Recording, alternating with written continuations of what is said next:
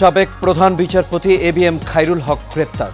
তার বিরুদ্ধে ঢাকা ও নারায়ণগঞ্জে রয়েছে ৩ মামলা। সরকারি চাকরির সংশোধিত অধ্যাদেশের গেজেট প্রকাশ। সরকারের আদেশ অমান্য হবে অনানুগত্যের অপরাধ। বিমান বাংলাদেশের ঢাকামুখী ফ্লাইটে যান্ত্রিক ত্রুটি। ২৮৭ যাত্রী নিয়ে ফিরে গেল চট্টগ্রামের শাহ আমানত বিমানবন্দর। এবং ফরিদপুর খুলনা মহাসড়কের করিমপুরে 2 বাসের মুখোমুখি সংঘর্ষে 3 জন নিহত।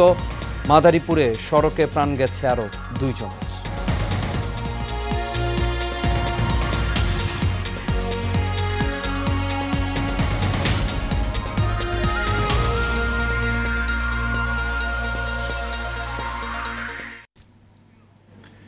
সবাইকে স্বাগত এশিয়া নিউজে। দর্শক, পুরো সংবাদ জুড়ে আপনাদের সঙ্গে আছি আমি আনোয়ার রাজ। এতক্ষণ শুনছিলেন বিআরবি কেবল ইন্ডাস্ট্রিজ লিমিটেড সংবাদ শিরোনাম। এবার চলে যাচ্ছি পুরো খবরে। সাবেক প্রধান বিচারপতি এবিএম খায়রুল হককে গ্রেপ্তার করা হয়েছে। সকালে রাজধানীর ধানমন্ডির একটি বাসা থেকে তাকে গ্রেপ্তার করে ঢাকা মহানগর পুলিশের গোয়েন্দা বিভাগ। খায়রুল হকের বিরুদ্ধে ঢাকা ও নারায়ণগঞ্জে 3টি মামলা রয়েছে। 2024 সালের 28 আগস্ট দুর্নীতি ও রায় জালিয়াতির অভিযোগে তার বিরুদ্ধে শাহবাগ থানায় মামলা হয়। সুপ্রিম কোর্টের আইনজীবী মুজাহিদুল ইসলাম শাহিন এই মামলা করেন। একই বছরের 25 আগস্ট নারায়ণগঞ্জের ফতুল্লা থানায় হয় আরও একটি মামলা। 13 বছর আগে তত্ত্বাবধায়ক সরকার ব্যবস্থা অসাংবিধানিক ঘোষণা করে রায় দেওয়ার ঘটনায় মামলাটি করেন নারায়ণগঞ্জ জেলা আইনজীবী সমিতির সাবেক সভাপতি ও ফতুল্লা থানা বিএনপির সাধারণ সম্পাদক আব্দুল বারী ভূঁইয়া। দেশের 19তম প্রধান বিচারপতি হিসেবে 2010 সালের 27 সেপ্টেম্বর নিয়োগ পান খায়রুল হক। পরের বছর 17 মে অবসরে যান তিনি।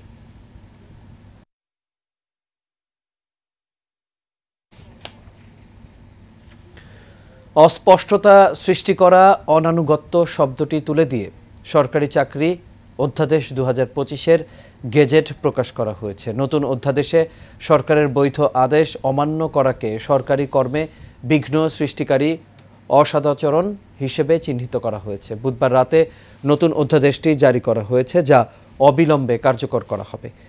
দ্বিতীয় সংশোধিত অধ্যাদেশে পরিমার্জন করে 3 ধরনের শৃঙ্খলা ভঙ্গের অপরাধের কথা বলা হয়েছে।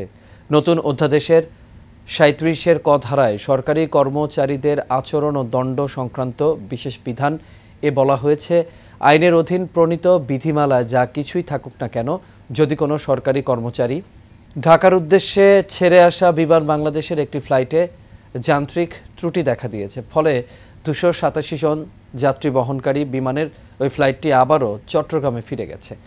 আজ সকাল 8:58 দিকে চট্টগ্রামের শাহ আমানত আন্তর্জাতিক বিমানবন্দরে নিরাপদে অবতরণ করে এই ফ্লাইটটি। জানা গেছে, সংযুক্ত আরব আমিরাতের দুবাই থেকে বিমান বাংলাদেশের ফ্লাইট BG-148 বৃহস্পতিবার সকাল 7:15টায় চট্টগ্রামে পৌঁছে পরবর্তীতে 287 জন যাত্রী নিয়ে বিমান ঢাকার উদ্দেশ্যে 8:37 ছেড়ে আসে। তবে ফরিদপুরের করিমপুরে 2 বাসের মুখোমুখি সংঘর্ষে 3 জন নিহত হয়েছেন। এতে আহত হয়েছেন কমপক্ষে 10 জন। সকাল 9:30টার দিকে এই দুর্ঘটনা ঘটে। পুলিশ জানায়, সকালে সদর উপজেলার করিমপুর নামক স্থানে ঢাকাগামী রয়্যাল পরিবহনের সঙ্গে ফরিদপুর থেকে ছেড়ে আসা একটি লোকাল বাসের মুখোমুখি সংঘর্ষ হয়। এ সময় ঘটনাস্থলেই লোকাল বাসের 3 যাত্রী ও কমপক্ষে 10 জন যাত্রী আহত হন। আহতদের ফরিদপুর মেডিকেল কলেজ হাসপাতালে ভর্তি করা হয়েছে।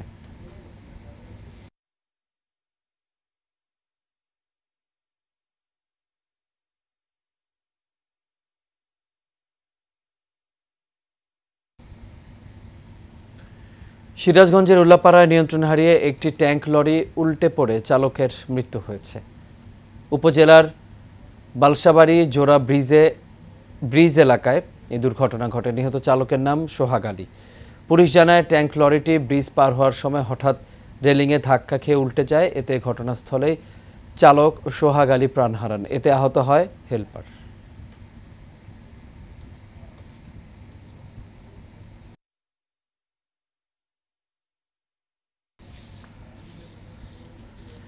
দেশের 10টি অঞ্চলের ওপর দিয়ে দুপুরের মধ্যে 60 কিলোমিটার বেগে ঝড় বয়ে যেতে পারে জানিয়েছে আবহাওয়া অধিদপ্তর।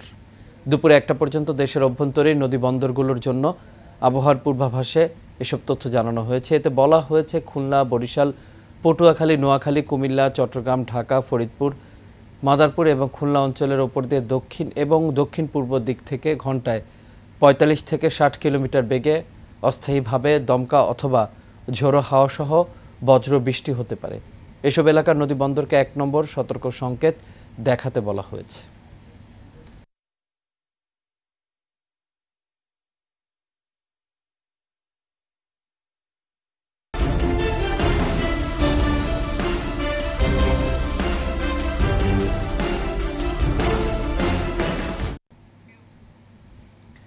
জঙ্গি তৎপরতা, অবৈধ অস্ত্র পরিবহন এবং যে কোনো ধরনের রাষ্ট্রবিরোধী কর্মকাণ্ড প্রতিরোধে সেনাবাহিনী ও পুলিশের যৌথ উদ্যোগে গাজীপুরের নবীনগর চন্দা মহাসড়কের চক্রবর্তী এলাকায় চেকপোস্ট বসানো হয়েছে। বুধবার রাতে সেনাবাহিনীর ৮ ইস্ট বেঙ্গলের লেফটেন্যান্ট আকিবের নেতৃত্বে এই অভিযান পরিচালনা করা হয়। অভিযান চলাকালে মহাসড়কের চলাচলকারী যানবাহন থামিয়ে কাগজপত্র যাচাই বাছাই, যাত্রীদের পরিচয় নিশ্চিতকরণ ও সন্দেহভাজন ব্যক্তিদের তল্লাশি করা হয়। বিশেষ করে মোটরসাইকেল, প্রাইভেট কার ও মাইক্রোবাসকে বেশি গুরুত্বের সঙ্গে পরীক্ষা করা হয়েছে।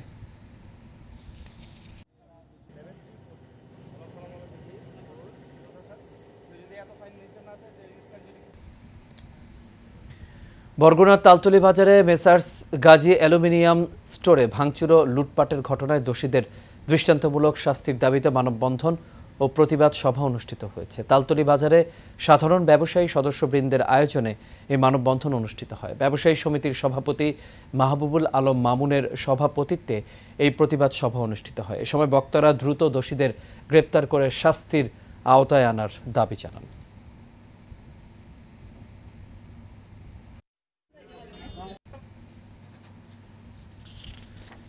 মৌলভীবাজারের জুরির ঐতিহ্যবাহী কামিনীগঞ্জ বাজারটি কর্তৃপক্ষের উদাসীনতা ও দায়িত্বে অবহেলায় বিলুপ্তির পথে। জুরি পোস্ট অফিস বোর্ড থেকে শিশু পার্ক পর্যন্ত রাস্তার দুপাশে অবৈধ দোকান বসিয়ে চলছে বেচাকেনা। স্থানীয়রা বলছেন, হাট বসার নির্ধারিত স্থান থাকলেও সড়কের দুপাশে বসানো হয়েছে অবৈধ দোকান। এতে একদিকে সরকার রাজস্ব হারাচ্ছে, অন্যদিকে চলাচলে দুর্ভোগে পড়তে হচ্ছে শিক্ষার্থী ও পথচারীদের। তাই দ্রুত ব্যবসায়ীদের নির্দিষ্ট স্থানে পুনর্বাসনের দাবি তাদের। এদিকে উপজেলা প্রশাসন বলছে, ব্যবসায়ীদের পুনর্বাসনের দ্রুত উদ্যোগ নেওয়া হবে।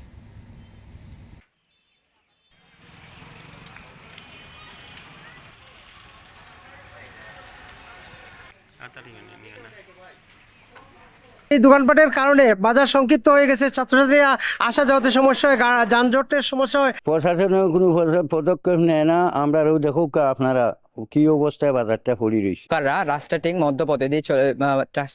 মধ্যপথে আশেপাশে চলে আসে, এতে আমাদের চলাফেরার অসুবিধা হয়। যারা কামিনগঞ্জ বাজারের মূল বাজার স্থলে না বসে বাইরে বাজার করতেছে এবং বাজারের মূল সৌন্দর্যটা নষ্ট করতেছে, তাদেরকে আমরা শেষবারের মতো আমরা সতর্কতা অবলম্বন করতে বলবো এবং একই সাথে যদি না করে তাহলে আমরা আইনানুগ ব্যবস্থা যেরকম নেওয়ার প্রয়োজন হয় সেই ব্যবস্থা নেব।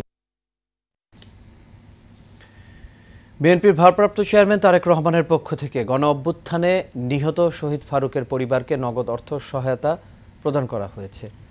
জাতীয়তাবাদী পাট শ্রমিক দলের কেন্দ্রীয় সভাপতি ও বিএনপি নেতা সাইদ আল নোমান এই সহায়তা প্রদান করেন। সহায়তা তুলে দেন কেন্দ্রীয় শ্রমিক দলের সাংগঠনিক সম্পাদক সম জামাল উদ্দিন, ১৪ নম্বর ওয়ার্ড বিএনপির যুগ্ম আহ্বায়ক দাদন দরি সুরুজ, ১৩ নম্বর ওয়ার্ড বিএনপির সাবেক সাধারণ সম্পাদক SM আজাদ।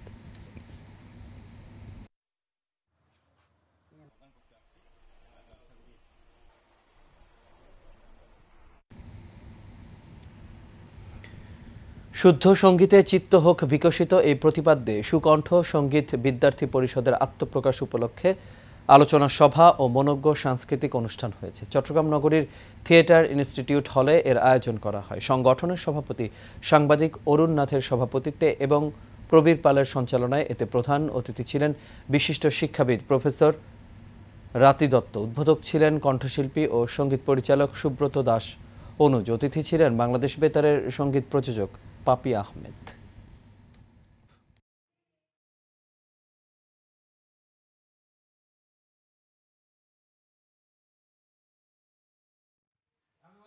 দেশের সমুদ্র বাণিজ্যে নতুন দিগন্ত উন্মোচন করতে যাচ্ছে চট্টগ্রাম বন্দরের বে টার্মিনাল নির্মাণ প্রকল্প।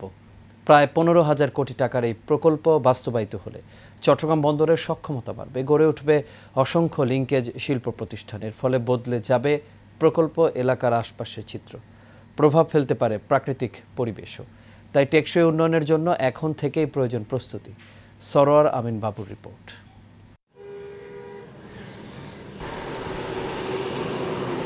একদিকে বঙ্গোপসাগরের জলরাশি, অন্যদিকে পতেঙ্গা, হালিশহর, কাট্টলী ও আনন্দবাজার উপকূলীয় এলাকা, মাঝখানে বেড়িবাঁধ জুড়ে রাজধানী ঢাকামুখী মহাসড়ক। এখানেই প্রায় 2,500 একর জায়গায় গড়ে উঠছে সমুদ্র বাণিজ্যের মেগা প্রকল্প বে টার্মিনাল। যত তাড়াতাড়ি সম্ভব এই বে টার্মিনালটা ইনভেস্টমেন্ট করলে, আমি বললাম তো এইটার অন্তত পক্ষে বে টার্মিনালের অর্থ দিয়ে বছরে দুটো পদ্মা সেতু করা যাবে। প্রকল্পের আওতায় সাগরের ব্রেক ওয়াটার ও নেভিগেশন চ্যানেল সুবিধা সহ রেল, সড়ক, যাবতীয় অবকাঠামো ও পরিষেবা সুবিধাও নির্মাণ করা হবে। এই বিশাল কর্মযজ্ঞে আশেপাশের এলাকার প্রাকৃতিক পরিবেশ সংরক্ষণ করে গ্রিন পোর্টের গুরুত্ব দিলেন নগরীর সিনিয়র সিটিজেন ও সচেতন নাগরিক। বে টার্মিনাল আমাদের দেশের একটি স্বপ্নের প্রকল্প। এটা দীর্ঘদিন থেকে আমরা এই প্রকল্পের জন্য আশা করছি। এখন যেটা সেটা বাস্তবায়নের মুখ দেখার পর্যায়ে রয়েছে। এই পর্যায়ে এসে আমাদের প্রত্যাশা থাকবে এটা একটা অত্যাধুনিক একটা টার্মিনাল হবে, যে টার্মিনাল হবে পরিবেশ বান্ধব। তবে প্রকল্পের নির্মাণ কাজে পরিবেশ সংরক্ষণের বিষয়টি বেশ গুরুত্ব পাচ্ছে বলে জানালেন বাস্তবায়নকারী সংস্থা চট্টগ্রাম বন্দর কর্তৃপক্ষ। আমরা আসলে সামনে যেই প্রকল্পগুলো বাস্তবায়নে যাচ্ছি, বিশেষ করে বে টার্মিনাল, মাতারবাড়ি, পোর্ট ডেভেলপমেন্ট, সব ক্ষেত্রেই পরিবেশের বিষয়টাকে আমরা সর্বোচ্চ প্রায়োরিটি দিচ্ছি এবং পরিবেশ ছাড়পত্র নেওয়ার জন্য আমরা যা যা কমপ্লায়েন্স করা দরকার সব আমরা করছি এবং এটা একটা গ্রিন পোর্ট হিসেবে আসলে আমরা করতে চাই। পরিকল্পনা কমিশনের সূত্র মতে 2031 সালের মধ্যে এই মেগা প্রকল্পটি বাস্তবায়ন করবে চট্টগ্রাম বন্দর কর্তৃপক্ষ। দেশের ইতিহাসে পরিবেশ বান্ধব উন্নয়নের ক্ষেত্রে এই বে টার্মিনাল প্রকল্পটি যেন হয়ে ওঠে অন্যতম একটি মডেল, এমনটি প্রত্যাশা দেশবাসীর। চট্টগ্রাম বে টার্মিনাল সাইট থেকে সরোয়ার আমিন বাবু, এশিয়ান টিভি। আর এর সাথে শেষ করবে এশিয়ান নিউজ। তবে যাবার আগে বিআরবি কেবল ইন্ডাস্ট্রিজ লিমিটেড সংবাদ শিরোনামগুলো দেখে নেব দর্শক আরও একবার।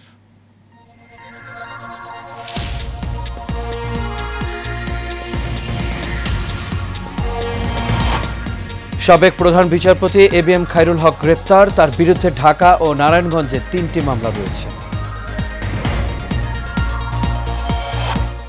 সরকারি চাকরির সংশোধিত অধ্যাদেশের গেজেট প্রকাশ, সরকারের আদেশ অমান্যকে চিহ্নিত করা হয়েছে অনানুগত্যের অপরাধ হিসেবে। বিমানের ঢাকামুখী ফ্লাইটে যান্ত্রিক ত্রুটি, 287 যাত্রী নিয়ে ফিরে গেল চট্টগ্রাম।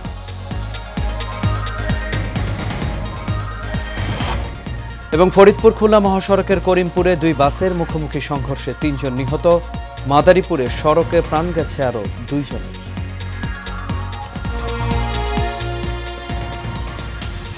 দর্শক, এই ছিল আমাদের এখনকার আয়োজনে। আমাদের পরবর্তী সংবাদ দেখার আমন্ত্রণ রইল। এতক্ষণ সাথে থাকার জন্য সবাইকে ধন্যবাদ।